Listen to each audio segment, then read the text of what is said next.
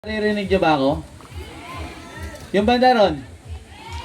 Talagang may energy pa rin talaga. Energy pa rin talaga.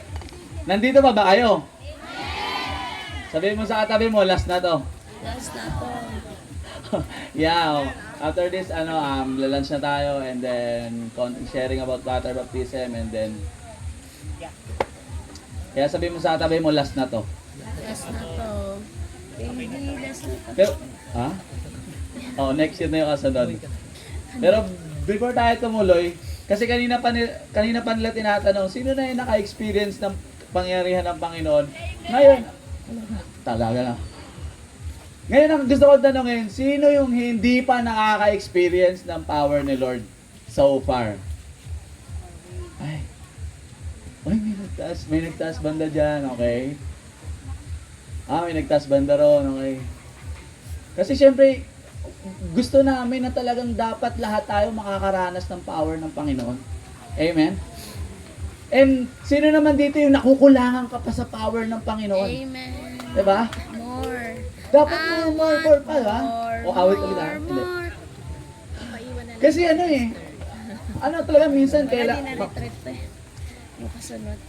minsan tanggap mo na papatawarin mo siya, pero parang ang hirap no? Agree. And nakakatuwa nga pakinggan, katulad ng mga nag-testimony kagabi, talagang nagkaroon na ng effect yung power ng Panginoon sa buhay nila somehow. Pag uwi daw nila, yayakapin daw nila yung parang sana all, salamat sa Panginoon, di ba? Sana all na lang yung iba, no? Uuwi daw sila, yakapin nila, sabihin, pinapatawad na kita. And some of them naman, sabi nila, akala nila okay sila, wala silang galit, and meron palang nagtatago, o baka kayo, meron pa dyan.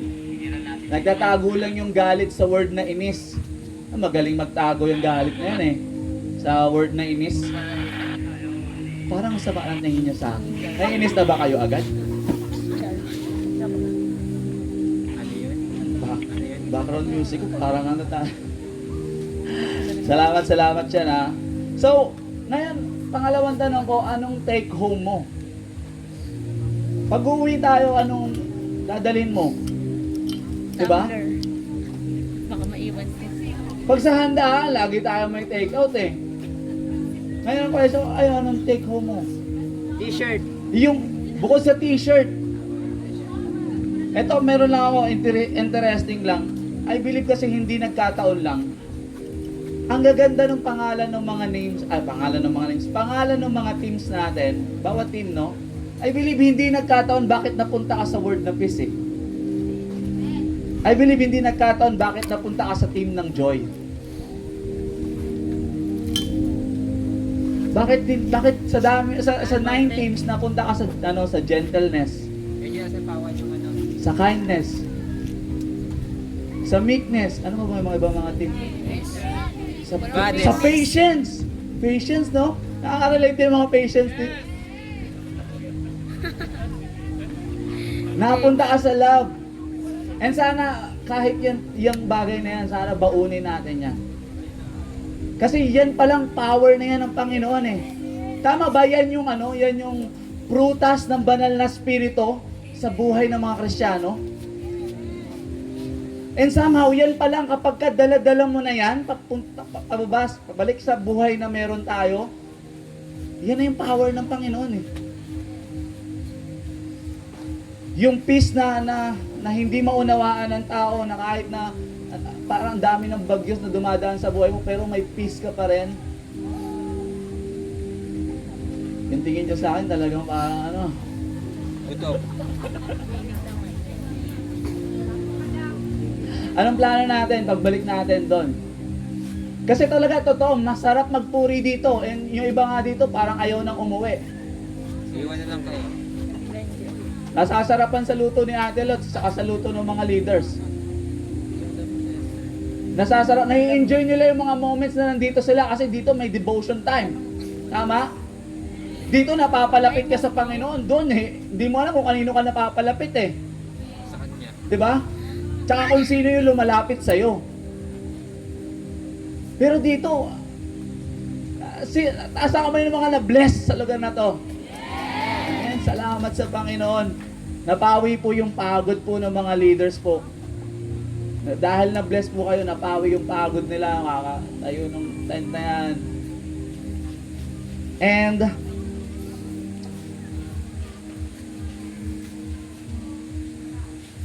sino naman po dito yung pag-uwi natin is nabago na yung perspective natin. Yung power ng Panginoon, nagkaroon siya ng epekto sa atin to the point na nabago na yung pananaw natin. Ikaw naman. The way natin titingnan yung light natin sa baba, bago na. Sa perspective na ng Panginoon. Labo ilaw mo. And sabi mo sa atay mo, hindi pa huli ang lahat. Eh, makinig ka sa message ngayon. Kasi ang title ng message natin for today is Relationship is Everything. Pakisabi nga sa atay mo, Relationship is everything.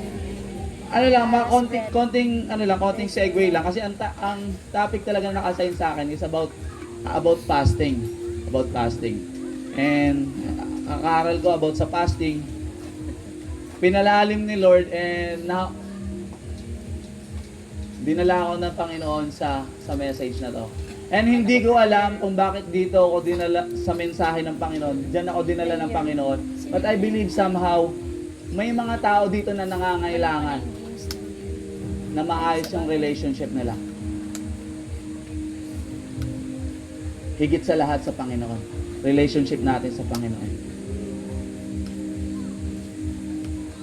Kung kakamustahin ko ba yung relationship mo sa Panginoon from 1, 10 yung pinaka talagang connected ka sa Panginoon, anong rate mo? 3, 5, 7, 10, 11?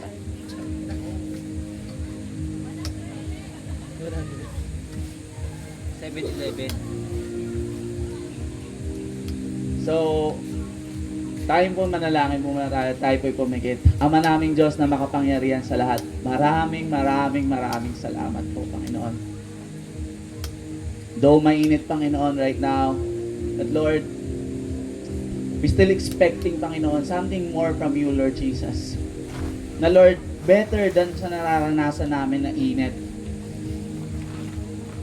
And Lord Jesus, patuloy ka na mangusap sa amin, Panginoon, upang Lord, may baon-baon kami, Panginoon, na hindi lamang maglalas until 1 week or until 1 month, but it will last forever. And it will affect us, Panginoon, sa pamumuhay namin sa labas. Katulad, Panginoon, ang sabi nga po sa mga unang message, sa mga previous message, na Lord, yung power mo po, Panginoon, is parang bomba, Panginoon. Napakaliit lang. Pero pag na-activate, Panginoon, sobrang laki ng epekto, Panginoon, na hindi lamang sa aming mga buhay. To the point, pati yung mga mahal namin sa buhay, Panginoon, makakaramdam, makakaranas, maaapektuhan. At makikita nila, Panginoon, yung power mo sa buhay namin. Yes, Lord Jesus, maraming salamat po, Panginoon. Ikaw ang patuloy na manguna at kumilos sa puso at isip ng bawat isa sa mga oras na to. Yes, Lord God, yan ang aking samo at dalangin sa pangalan ni Jesus. Tapingin mo katabi mo, sabi mo, Amen. Ang text natin, matatagpuan to sa may Matthew chapter 9, verse 14. Okay? So, ano po to? TV po to. Hindi po yan ano. Wala lang talagang masyadong mabasa, pero todo na yung brightness niyan, pero Asan yung brightness? Pero I believe some of you may Bible po kayo, pakibuksan na lang po natin. Basahin po natin sa may Matthew chapter 9 verse 14 to 15, okay? Sa mga maikli ang pasensya, okay, magala 2 verse lang po yan. Pero dahil may mga patience dito, May iwang kayo. may lumapit sa Panginoon. May lumapit sa Panginoon. Ito nga ang sabi niya. Lumapit kay Jesus ang mga alagad ni Juan na tagapagbautismo. At siya ay tinanong, kami po ay madalas na nag-aayuno. Familiar ba kayo sa salitang ayuno? Have you experienced fasting? Magutuman. Malipasan ng gutom. Amen. O hindi po fasting yun. Like, lipas lang talaga ng gutom yun. Pero yung fasting, intentionally. Kasi wala naman talaga nag-intention. Ay, trip kong gutumin yung sarili. Gutumin ko kaya. Wala naman di ba? Pero, etong fasting or pag-aayuno, talagang liliban ka sa sa pagkain. Or, i-stop mo yung pagkain mo for the sake of something. For the sake of doing something. And yung mga yung mga o-operahan, nagpa-fasting yan, 12 hours yan, bago operahan. So, sabi nag-aayuno po kami, pati ang mga Pariseyo, gayon din ang mga Pariseyo. Ngunit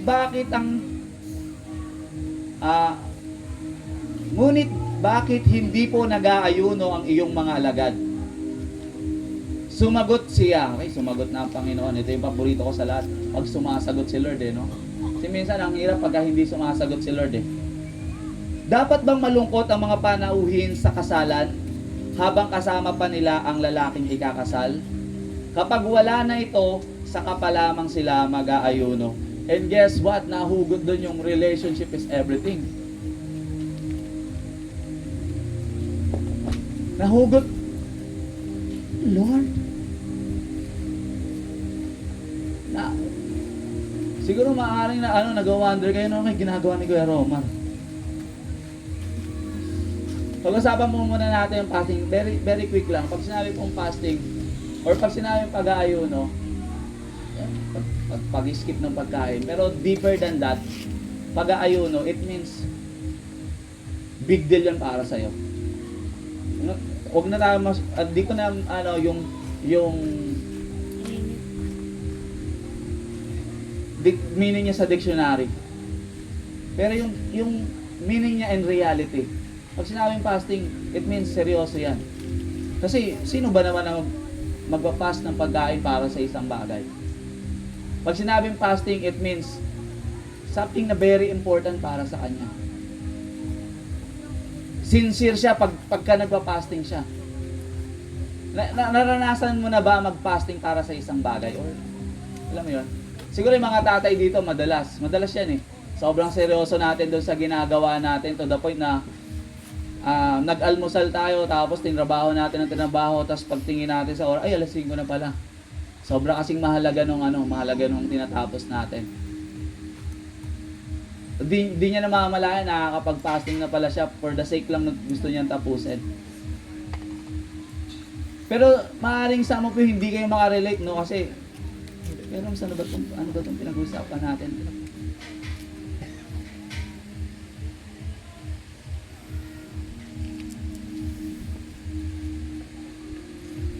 Pero ang gusto ko ditong i-point, yung lalaki na lumapit sa Panginoong Hesus para tanungin sa kanyang mga alagad. Kasi oras ang konting settings lang is oras na ng pag-aayuno ng mga disipulo ni John the Baptist. Ganon din yung mga nag-aayuno na rin yung time of fasting na rin yung mga Pariseyo.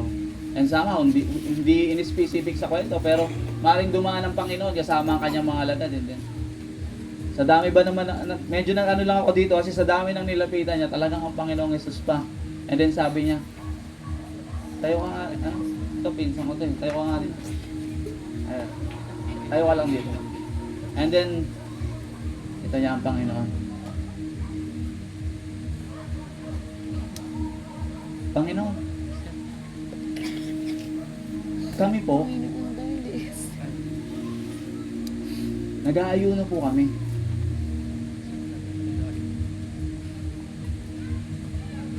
Kami po, nag-aayuno po kami. Salamat. Kami po, nag-aayuno po kami. Kayo? Mayroon siyang gustong i-point dito Kami po, nag-aayuno po kami. May gusto siyang i-prove Kami nag-aayuno po kami. Ikaw rin ba yung tao na katulad ng tao na nagtanong sa Panginoon? Disipulo ni John the Baptist? You're trying to prove something?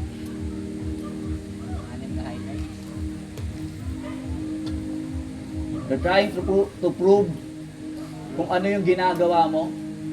In fact, ginagawa mo nga lahat para lang ma-prove mo sa kanila yung sarili mo. Kayo na yan sa likod. Hanggang kailan nyo ipoprove yung sarili nyo sa iba? May good news ako sa inyo. Wala silang pake. At kahit anong gawin nyo, hindi nyo mapoprove yung sarili nyo sa kanila.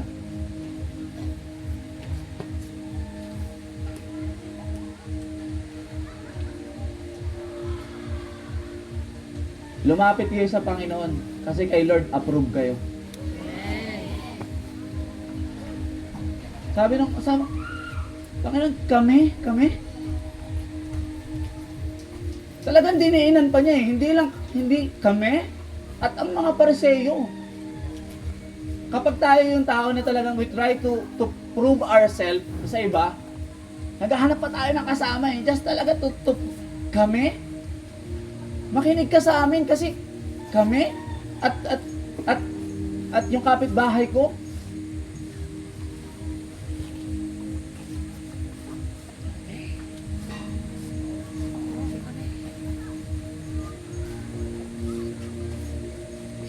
Stop proving yourself Sige na. dahil wala talaga silang pake. Okay? Pero ang may pake sa'yo ang Panginoon. Si Lord na kahit wala kang i-prove sa sarili mo, may pake siya sa'yo. Amen. Si Lord na kahit wala kang patunayan, pinansin ka na niya agad. And tinatry natin na maging in sa mga tao sa nung panahon na yun, mga Pariseo, matataas ang katungkulan eh. Kaya talagang malakas yung, kumbaga kapit lang, pag sabing kapit sa government, kapit sa politics, sa lahat halos. Kasi nasa ano sila eh. Literal na kumapit. Nasa theocratic country sila eh. Kapit sa malaman. Ay. Malakas eh. At ang nakakalungkot dito, dinescribe sila ng Bible na disipulo ni Juan na tagapagbautismo. Amen. Amen. Kung i-describe ka ng mga kaibigan mo doon, i-describe ka ba na disipulo ka ng Panginoon? O disipulo ka ng mga taong o ibang tao? Nakakalungkot lang kasi well, spiritual naman tong taong to. Spiritual naman tong taong to kasi disciple siya ni John the Baptist eh. Nagbabaptize nga sila eh. Pero nakakalungkot lang, disipulo niya, ang nagdi-disciple sa kanya si John the Baptist, yung mentor niya si John the Baptist, pero hindi niya talaga naging mentor ang Panginoon.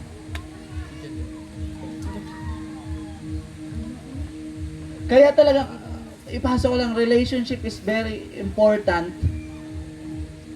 Kasi hindi ka sa tao naglilingkod. At wag na wag kang maglingkod para lang sa tao. Kundi maglingkod ka para sa Panginoon. Amen. Dahil every time na naglilingkod ka para lang sa tao, you're trying to prove something. And guess what? Ulitin mo sa katabi mo, wala silang Wala silang pake. Wala kami pake. Ha? Wala kami pake. Wala kami pake. ang totoo nga yan, na-i-enjoy nila. Na tinatry mong i-prove yung sarili mo, ini-enjoy naman nila kasi parang ikaw, tinatry mo, sinisipag-sipagan mo, kasi tinatry mong i-prove yung sarili mo, ginagaling-galingan mo. Sila naman tuwang-tuwa, okay, ginagalingan ito, sige, ikaw na, galingan mo. Naabuso. Okay, gawin mo lahat. Ng lahat. Sila naman tuwang-tuwa. And habang ikaw, tinatry mong i-prove yung sarili mo. Ngayon, itong mensahe na to, it will help you para sa lahat ng gagawin mo, pag alis natin dito at haharapin na natin yung real life na meron tayo, gagawin mo yung mga bagay na ginagawa mo doon para sa Panginoon. And kung yung mga ginagawa mo doon sa baba or sa lugar na pinanggalingan mo is hindi kalooban ng Panginoon, siyempre sabihin ko, i-stop mo. Pero I believe pag ginagawa mo sa Panginoon yung bagay na ginagawa mo, unti-unti kang mawawalan ng gana dun sa bagay na hindi kalooban ng Panginoon. Kasi aalisan ka ng gana ng Panginoon pagdating sa mga maling bagay, sa mga bisyo natin na iniwan natin, sa mga relationship na iniwan natin doon. At nandito tayo ngayon. Hindi dati lang. Unahin natin yung relationship natin sa Panginoon.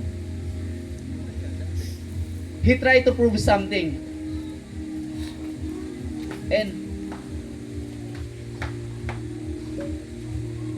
tinatry din niyang Arawan.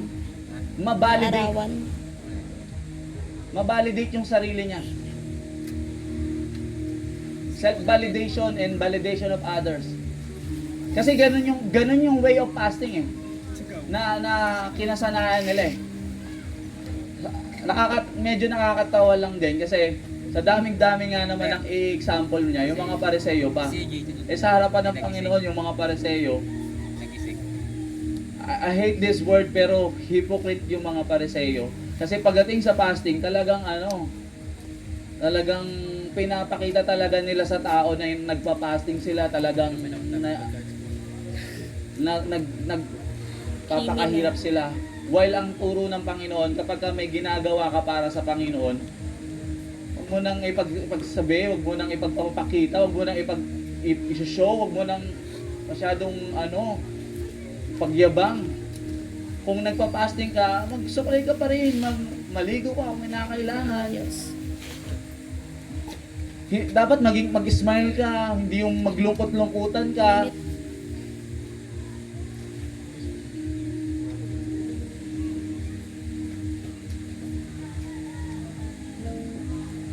Thank you, Lord.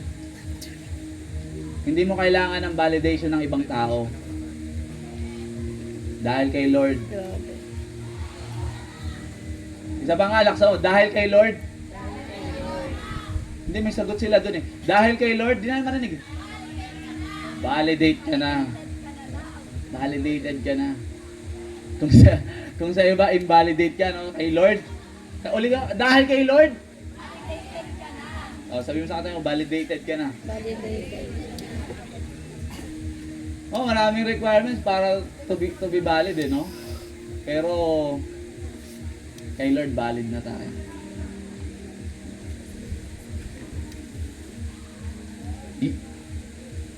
Kasi gusto ko na yung sagot ng Panginoong Hesus. Bakit sila magpa-fasting? Bakit sabi nung lalaki, kami po nagpa-fasting po kami. Bakit yung mga kasama mo po hindi nagpa-fasting? Sabi niya, sumagot siya, dapat bang malungkot ang mga panauhin sa kasal habang kasama pa nila ang lalaking ikakasal? Dito na naman tayo sa sagot ng Panginoon na parang out of nowhere, bigla na namang sasagot ng Panginoon. Pero we believe, may tamang sagot ng Panginoon. Pero sa unang tingin, parang out of nowhere, ba't biglang ganun? Parang ang pinag-uusapan is pag-skip ng pagkain, ang pinag-uusapan is about sincerity. Ang pinag-uusapan is patungkol talaga sa yung isa-separate mo yung sarili mo to do something special talaga. Pero ba't biglang dapat bang malungkot yung mga taong kasama ng lalaking ikakasal?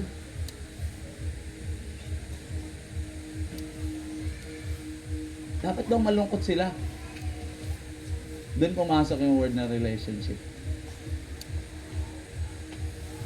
From sincerity, from fasting, dito sabi ng Panginoon, dapat bang malungkot kung kasama pa nila yung ikakasal, kasama, connection, kasama pa nila yung lalaking ikakasal.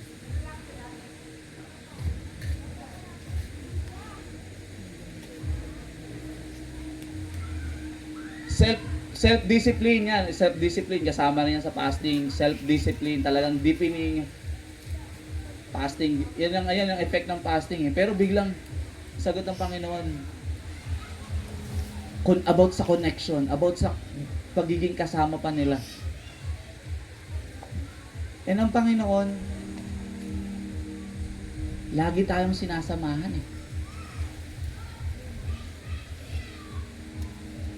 Lagi tayong sinasamahan ng Panginoon. Yung word na kasama, I believe na patahimik yung lalaki kasi syempre alam mo naman, parang parable si Lord or parang illustrative si Lord kung magsagot, patahimik yun. Huh? Pero basically, parang sampal sa kanya yun eh.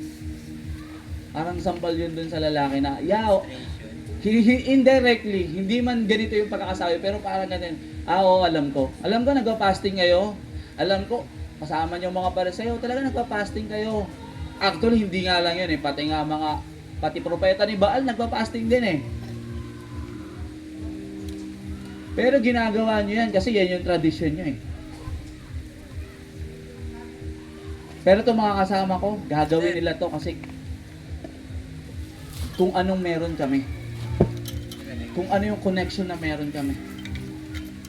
Hindi nila yan ginagawa to prove something, para ipakita sa iba, kundi ginagawa nila yan kung ano yung may connection na meron kami. And sasabihin ko sa iyo, pag wala na ako, tsaka pa lang sila magpa-fasting. Kasi fasting is not about sa kung ano pa man. It's about sa kung ano kayo ng Panginoon. Kasi totoo, mahirap mag-fasting eh. 'Di ba? To the point nga, totoo, ang hirap mag-fasting, to the point na halos may naririnig ba kayong preaching about sa fasting? Parang kukunti lang talaga eh, no? About sa blessing, ang dalas natin makarinig yan eh. About sa pagmamahal ng Panginoon. Kasi nga yung fasting, hindi naman easy yun eh. Prayer lang, di ba? Hindi na gayong kadali eh. Nung one time inassign ako ni Pastor Bonito and sabi niya, man, mag-preach ka about prayer kasi church need prayer. Pero sa preaching mo na yan, I want you to be ready. Kasi pag-usapang prayer, sabi talaga ni Pastor Bonito sa kanya, pag-usapang prayer, ang tao boring na boring. Kung sa prayer, ang tao boring na boring, lalo na sa fasting. Tama? Alam mo yun, yung fasting parang naririnig lang dito yan, and guess what? Wala kaming pake, kasi wala naman talaga yun. Pero this day, on forward, pwede kang magkaroon ng deep reason for you to try it. Hindi ko naman nire-require, hindi nga nire-require ng Panginoon eh. Na kumbaga parang hindi siya prescribe. Ano ba yung mas malalim pa doon, yung na pag hindi mo ginawa, nagkakasala ka na agad. Pero God expect us na gawin natin 'yon. Kasi sabi dito is isa sa mga turo ng Panginoon is when you fast, kapag kayo ay magpa-fasting, huwag nyo ngang ipakita sa iba na kayong katulad ng mga Pariseo. So, when you fast, it means yung word na when, God is expecting. Katulad ng sabi ng Panginoon na when you pray, God expecting us to pray. And also, in deeper than that, God is also expecting us when we fast. Kailangan din nagpa-fasting tayo. And mahirap yan. Konting sacrifice. Hindi natin yan nagagawa. Tama? Hindi. Pero this time, pwede ko kayong i-challenge na i-try po natin. Lalalim yung relationship mo sa Panginoon. na lalim na hindi mo pa natatry dati. Kung ikaw yung tao na nag-i-struggle ka when it comes sa relationship sa Panginoon, i-level up mo yung prayer life mo, samahan mo ng fasting. I-level up mo yung devotion mo, samahan mo ng pagpa-fasting. Kasi when we say fasting, talagang desidido ka eh. Yun yung pagiging desidido mo. Yung nagpapaka-empty ka physically para spiritually mapuno ka ng Panginoon. Amen. Yun yun eh. Talagang ina-avoid mo yung needs mo Sarap magsalamin. para yung needs mo naman spiritually yung mapunan. And guess what? Basic. Yun pa lang po yung basic. Yung basic needs mo, usapang basic. Basic lifestyle lang Kristyano. Basic needs mo, isang tabi mo. Para sa basic needs ng spiritual mo. Basic pa lang po yun. Hindi pa po talaga tayo lumalalim. Kaya po, hindi na rin talaga nakakapagtaka pag pinag-usapan yung relationship.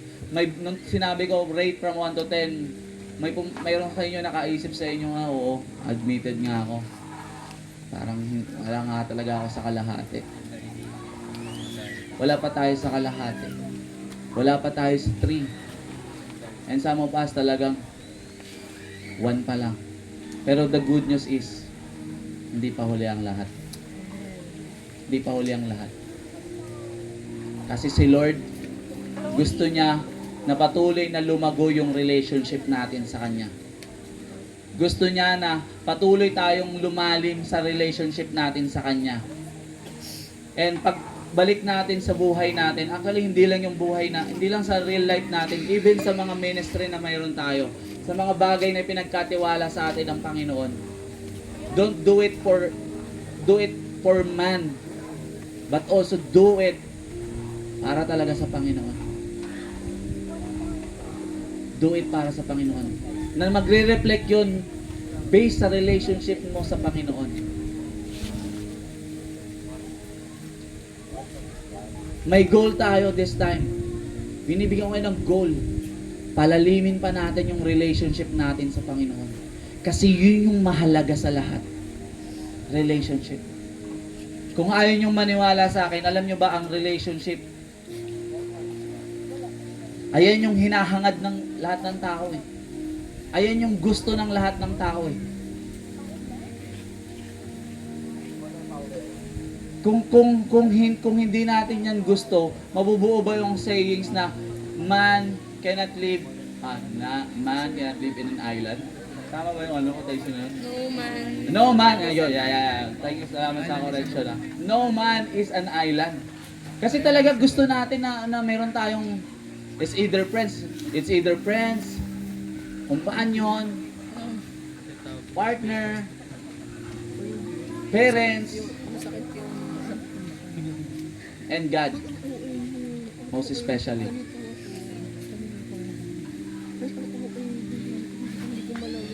And sobrang mahalaga ng relationship na meron tayo. Kaya matuto tayong magpahalaga sa mga relationship na meron tayo, higit sa lahat sa Panginoon. Pahalagahan nyo kung ano yung mga relationship na meron kayo. I-treasure nyo. Pahalagahan nyo ng higit yun kaysa sa pera. Kasi may mga tao na para sa pera, nababaliwala yung relationship nila eh. Pera lang yan eh. Alam mo, magpinsan kayo. Pera lang yan eh. Pera lang yan. Magkapatid kayo. Maghunos dili ka, magkapatid kayo.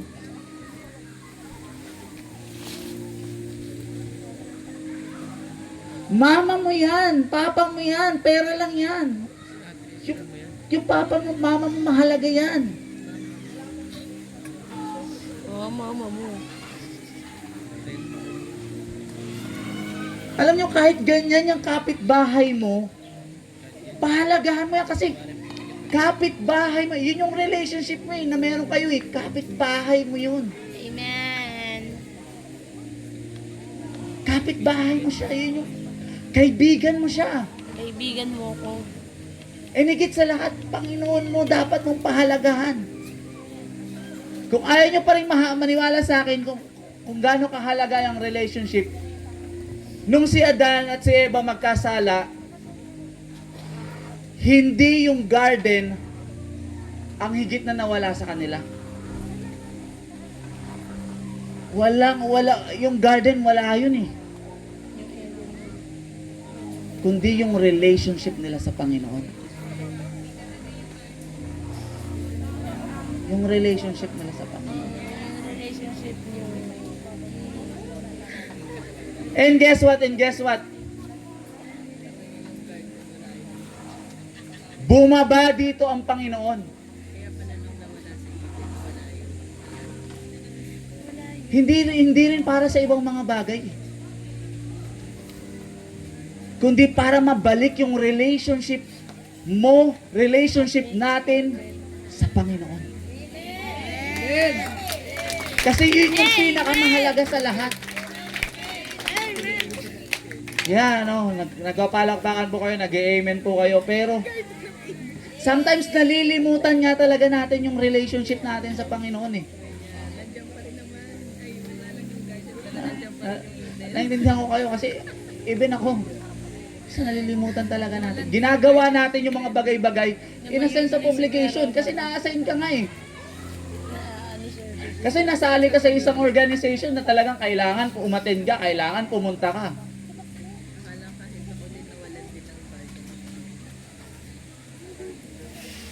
Pero it's not about the obligation na lang, kundi about sa relationship mo sa Panginoon. Gawin mo yung bagay na dapat mong gawin kasi reflection yun ng relationship mo sa Panginoon. Relationship mo sa Panginoon. So,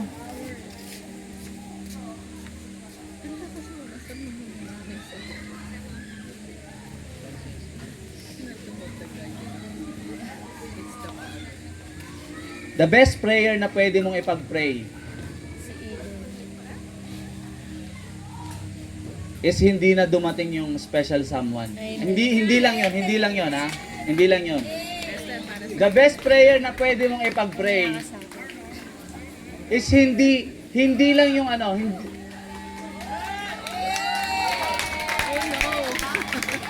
Amen.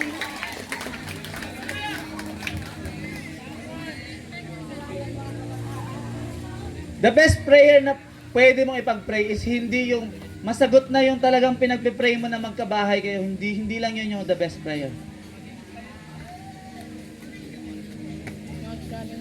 The best prayer na pwede mong ipag-pray is yung maayos yung mga broken relationship mo.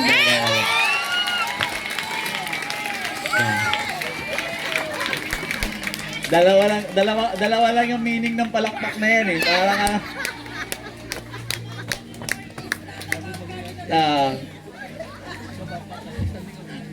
dalawa lang yan. It's either na be-bless kayo o may isa pang meaning yan eh.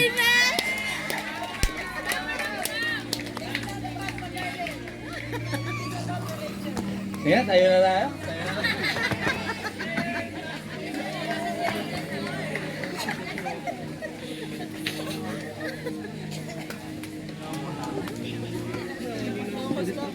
Don't be like Judas.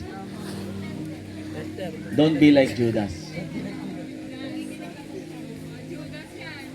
Ang oras na ba, Tilot? Marami ba tayong oras, Tilot? Haba pa! Sige pa! Naiinitan na kasi sila eh. Hindi pa! Sige lang! Sige! Kaya pa! Go, Bridge! Don't be like Judas. Don't be like Judas. Bridge, Pastor! Don't be like Judas. Para lang sa 30 pieces of gold, pieces of silver. Tinapon niya yung pinakamahalagang relationship na meron siya para lang sa 30 pieces of silver. Don't be like Judas. Don't be like Judas.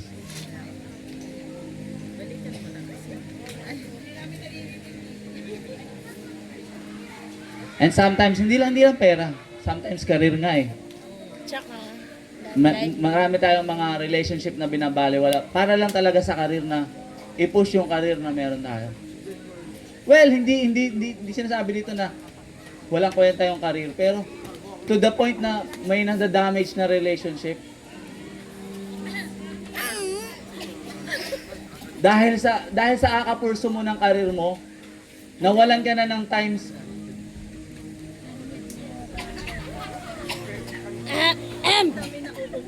Umubo na lang yung nakaka-relate dyan. ahem!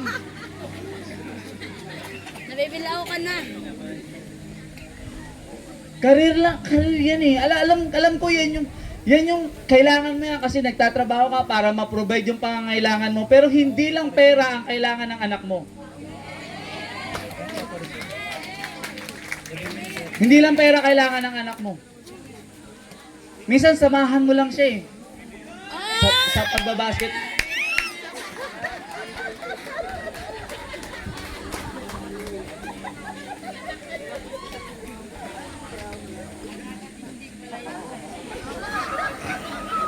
Nakakatindig balahibo, parang kakaiba yan eh. Ano yan, dalawa yan eh, kilabot o...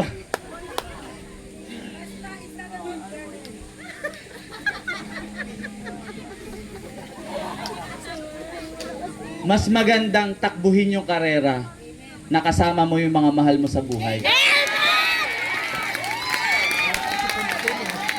Mas maganda na tinutuloy-tuloy mo yung buhay mo, paangat, papalapit sa Panginoon, kasama mo yung mga mahal mo sa buhay. Kasama yung mga kaibigan mo, kasama yung mga kapitbahay mo, kasama yung mga relatives mo. Sige! Ganda lang muna, ganda lang. Relax lang. Kasama yung special someone mo. Yan.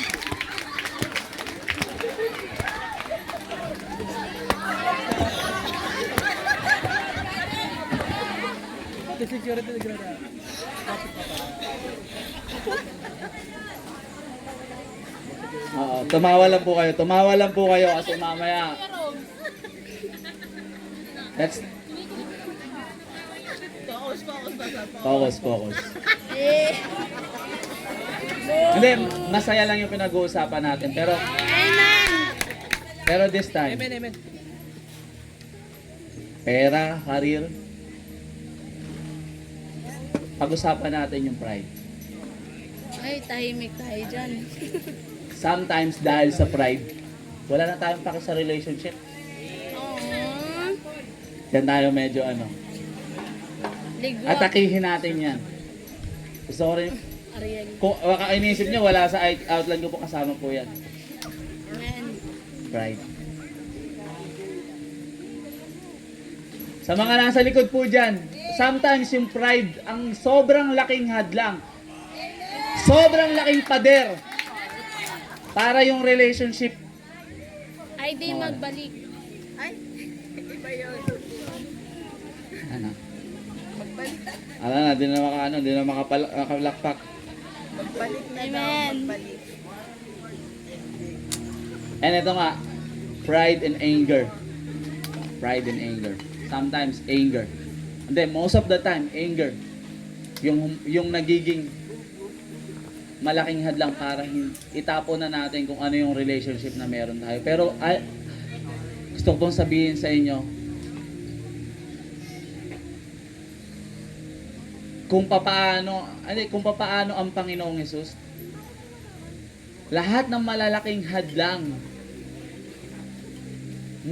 nilagpasan yan para maabot tayo eh. Until now. Kapag nare-recall ko kung papaano kumilos ang Panginoon sa buhay ni Judas, talagang Tamang sa pala. namamangha pa rin ako eh.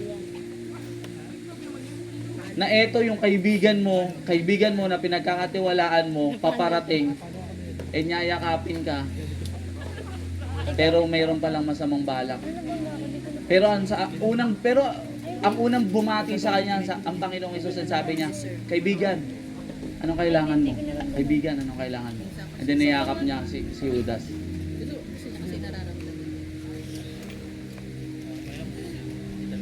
Mag-ingat po tayo sa pride na talagang sumisira ng relationship. Sa Amen. anger na sumisira ng relationship. Sa inggit na sumisira ng relationship.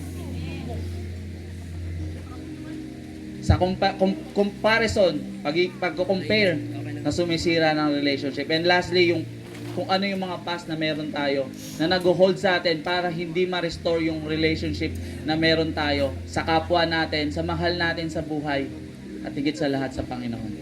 Amen. Kaya this time, the best Dami po. demonstration na talagang makita sa iyo yung power ng Panginoon is yung maayos yung relationship mo sa mga tao sa paligid mo. Yan. Yan yung dinidil ni Pablo sa mga sa mga taga Ephesians. Sabi ni Pablo. Sabi talagang gamit na gamit kayo. Oh, gamit na gamit kayo, pero kamusta naman yung relationship nyo sa isa't isa? Kamusta yung relationship nyo sa akin? Sa Panginoon? Alimutan nyo na yung first love. Kamusta yung relationship? Oh, gamit na gamit. Powerful kayo. Kaya, Init na. Narinig don't ko be ng like tao. Judas, don't be like Narinig mo Martha, dito. don't be like King Saul na talagang si Electric Saul pride yung nag-aray sa kanya. And lastly, nagulat din kasi, lastly na po to, kasi nagulat din ako. Yung sagot ng Panginoon, hindi pa yun doon natatapos eh. Biglang pinasok pa niya yung, sabi niya, walang nagtatagpi ng lumang kasuotan gamit ang bagong tela. Alam niyo, yung conversation nila from from fasting, from pag-aayuno, from discipline, from yung dedication napunta sa relationship. And then itunuloy pa yun ng Panginoon, sabi niya walang nagtatagpi ng walang nagtatagpi sa lumang na bagong tela sa lumang kasuotan.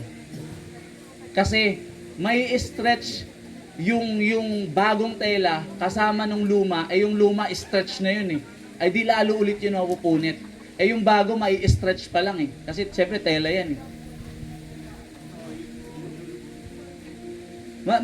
Maraming ibig sabihin po nun, and tinuturo yun in a different idea, in a different ways. Pero right now sa pinag-aaralan po natin, i-connect ko lang sa atin, tayo bilang tao, we try to fix yung mga bagay-bagay sa buhay natin, di ba?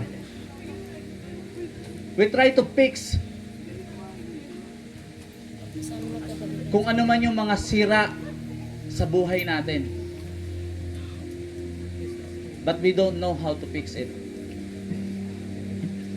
And nag-illustrate pa ang Panginoon, walang nagtatagpi ng bago tela dun sa luma. Sobrang nakakaano. Ang sabi pa dun ng Panginoon, kapwa sila masisira. And no wonder bakit we try to fix yung relationship ng mga nasira, pero habang tinatry nating ayusin, parang lalong kasi hindi mo kaya yung ikaw lang. Kailangan ng Panginoon sa pag-aayos mo ng mga nasirang relationship. Ngayon, naiintindihan ko rin si ate na nagpatotoo dito kanina na sige, pag-pray nyo ko kasi na talagang tuluyan ko nang mapatawad. And ano ko sa kanya, saludo ko sa kanya kasi konti lang yung taong kayang magsabi ng ganun. Nahihiya pa nga daw siya nun, sabi niya. Nahihiya pa daw siyang magsalita dito. Pero natutuwa ko sa kanya kasi konti lang yung taong kayang umamin ng ganung bagay. Na sinasabi pa niya dito na nagkaroon na ng hospital na tusok daw, na malapit na daw mamatay, tapos nabuhay pa. baka binuhay ni Lord para may chance pa talaga na maayos yung para magkaroon pa ng kapatawaran. Malay mo, pag nagkaroon ng kapatawaran, makuha na talaga ni Lord. Ito, lalo ko mangingitim ngayon. Kasi binibigyan pa ng chance para magkaroon ng ano eh. Pero naiintindihan ko po siya. Hindi ako. And I believe, lahat din tayo naiintindihan natin siya, tama? Na totoo, hindi talaga ganun kadali. And actually, natutuwa ako kagabi kasi talagang meron akong special person na, nakakwentuhan. And talagang we are so relate to each other. Talagang nagkaroon ng yung kwentuhan namin, merong connection, nagkakaintindihan talaga kami. Hindi naman 90%, hindi naman 99%, pero mostly dun sa pag-uusap namin, nagkakaintindihan kami. It's also about mga forgiving and past experiences.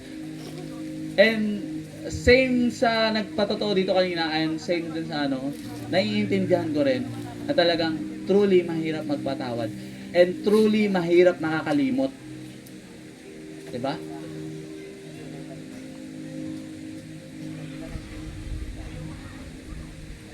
Pero yung love ng Panginoon, pag pinag-usapan natin ng love, it means relationship yun, relationship. Pero yung love ng ino-offer ng Panginoon can heal you, can fix you to the point na kaya mo nang magpatawad muli. Amen ba doon? Yung mga bagay na tinitingnan mo ngayon na parang imposible and truly imposible. Pero sa Panginoon, makakaya. Yung love ng Panginoon. Dahil sabi ng Panginoon, love can cover a multitude of sin. Hindi konting-konti, hindi konting kasalanan lang. Multitude of sin. And wala naman talaga sa ating nakakagawa ng multitude of sin eh. Pag sinabing multitude, talagang madami talaga yun eh. Pag sinabi nga multitude, 1,000 yun eh. Ang sabi pa ng Panginoon sa atin, 7 times 7 lang yung pagpapatawad eh. Pero, yung love, kung 70 times 7 yung pagpapatawad natin, pero sa love talaga, can cover a multitude of sin. Punuin mo yung sarili mo ng pagmamahal ng Panginoon and ewan ko lang. Pag nakita mo yung tao, na talagang every time na nakikita mo siya, nagbabago yung emotions mo, nagbabago yung feelings mo, na from okay, bigla na lang parang umiinit, hindi lang yung puso, pati yung ulo. Pero kapag pinuno mo yung sarili mo ng pagmamahal ng Panginoon, like Jesus, kahit kaharap mo si Judas, you can say, my friend, come here. Come here. Come here. Masoshow mo yung the best power ng Panginoon, yung may maayos na relationship sa kanila. And hindi ko na pahabain let's all stand. Let's all stand. Habang tumatagal, lalo nang umiinit pa. And